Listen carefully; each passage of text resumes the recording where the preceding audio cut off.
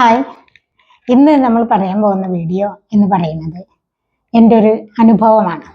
അതായത് ഞാൻ എൻ്റെ സ്വന്തം വീട്ടിൽ പോയപ്പോൾ തൊട്ടടുത്തൊരു വീട്ടിൽ പോയി.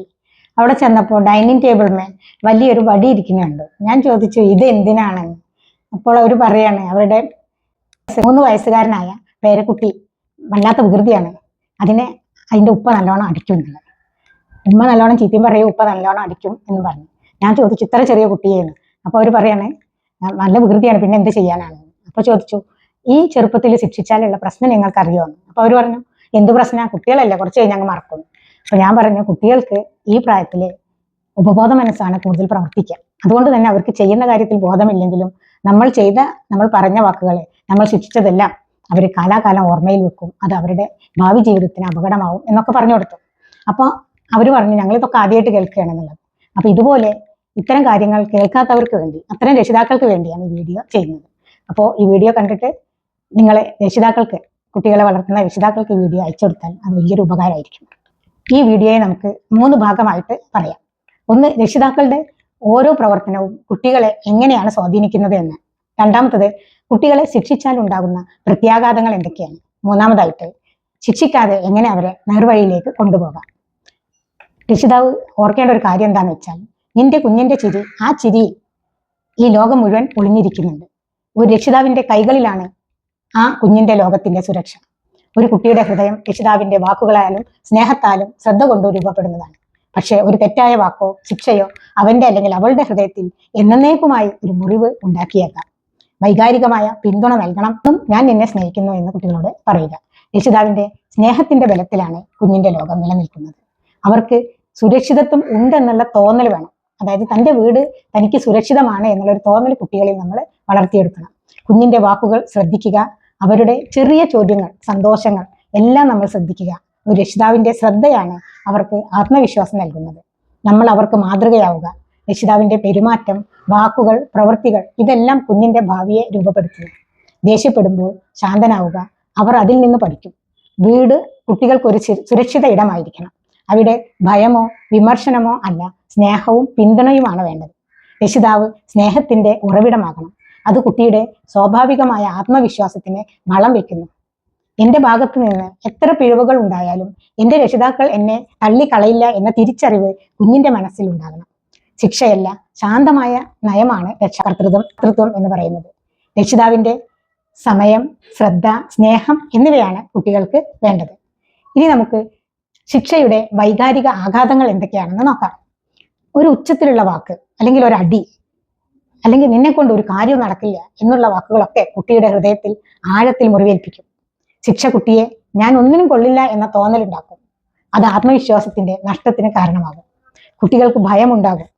ശിക്ഷിക്കുന്ന രക്ഷിതാവിനെ കുട്ടികൾ ഭയക്കുകയും തങ്ങളുടെ വികാരങ്ങൾ പങ്കുവെക്കാൻ ഭയപ്പെടുകയും ചെയ്യും. ഇത് നിങ്ങളെല്ലാം സോഷ്യൽ മീഡിയയിൽ വായിച്ചു കാണും. പല കുട്ടികളും പല കെണികളിലും പെട്ട് കഴിയുമ്പോൾ അവർക്കറിയാം ഇത് കെണിയാണെന്നുള്ളത്. പക്ഷേ വീട്ടിൽ പറയാൻ പേടി, രക്ഷിതാവിനെ പേടി. അത് കാരണം അവരൊരിക്കലും രക്ഷപ്പെടാൻ പറ്റാത്ത രൂപത്തിൽ അതിൽ ഉൾപ്പെട്ടു പോകുന്നതെല്ലാം നമ്മൾ വായിക്കുന്നുണ്ട്. അതുകൊണ്ട് രക്ഷിതാക്കൾ ശ്രദ്ധിക്കുക, ഒരിക്കലും കുട്ടികളെ ഭയപ്പെടുത്താതെ അവർക്ക് സുരക്ഷിതത്വം കിട്ടും എന്നുള്ള ഒരു ഇടമാക്കി നമ്മളെ വീടിനെ മാറ്റാൻ വേണ്ടി നമ്മൾ ശ്രദ്ധിക്കണം. ഈ കുട്ടിക്ക് ചെറുപ്പത്തിൽ ഉണ്ടാകുന്ന മുറിവുകൾ അവരുടെ ദീർഘകാല ബന്ധങ്ങളെയും ബാധിച്ചേക്കും.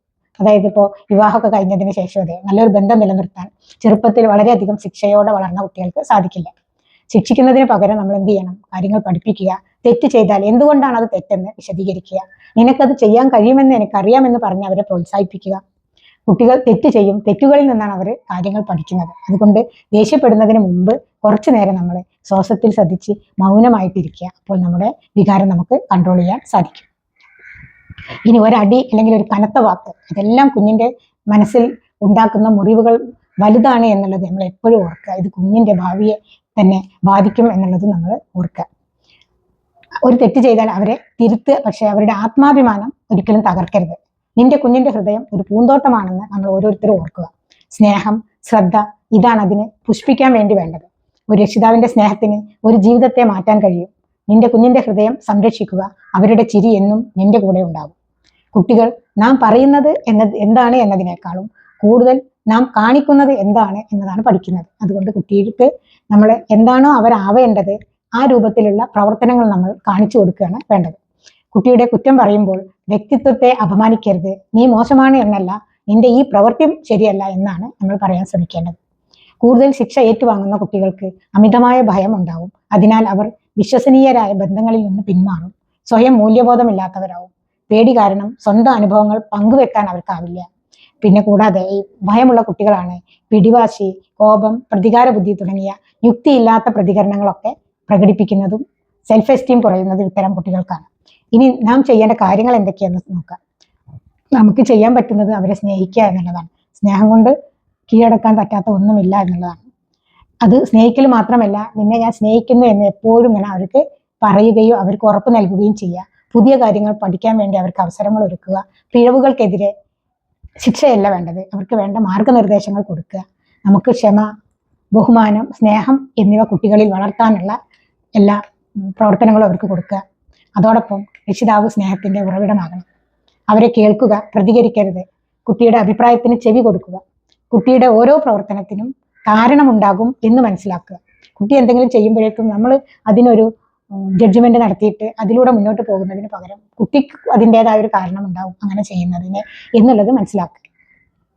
കുട്ടിയല്ല നമ്മുടെ സ്വപ്നങ്ങൾ പൂവണിയിക്കാനുള്ള ടൂൾ എന്ന് നമ്മൾ ആദ്യം മനസ്സിലാക്കുക.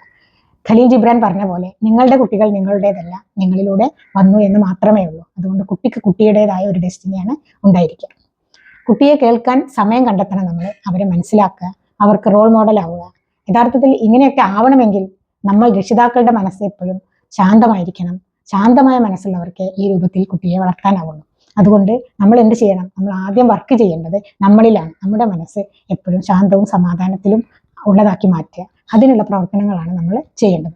നമ്മളിൽ മാറ്റം വരുത്തി കുട്ടിയിൽ മാറ്റം വരുത്താൻ നമുക്ക് സാധിക്കും. ഇത് കാണുന്ന ഓരോ രക്ഷിതാവും ഈ സന്ദേശം ഹൃദയത്തിൽ ഏറ്റെടുക്കണം. നിങ്ങളുടെ അനുഭവം കമന്റിൽ പറയൂ. മറ്റു രക്ഷിതാക്കളുമായി ഈ വീഡിയോ ഷെയർ ചെയ്യൂ. ഇത്തരത്തിലുള്ള കൂടുതൽ ക്ലാസ്സുകൾക്കായി ഞങ്ങളുടെ വാട്സപ്പ് ഗ്രൂപ്പിൽ ചേരൂ. ലിങ്ക് ഡിസ്ക്രിപ്ഷനിൽ കൊടുത്തിട്ടുണ്ട്. ഈ വീഡിയോയുമായി ബന്ധപ്പെട്ട അഭിപ്രായങ്ങൾ കമന്റിൽ അറിയിക്കുക. നിങ്ങളുടെ ചോദ്യങ്ങൾക്കുള്ള മറുപടി നൽകുന്നതായിരിക്കും. താങ്ക്